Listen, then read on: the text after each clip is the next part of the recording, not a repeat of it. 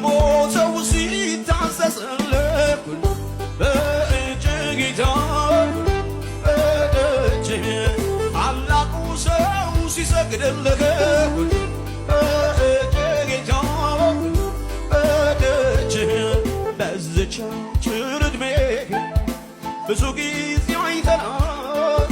ሳይወድ በግዱ ፍጥረት ላንተ ይገዛል ማንስ ሊቆም ካንተ ጋር በእጅ ጌታ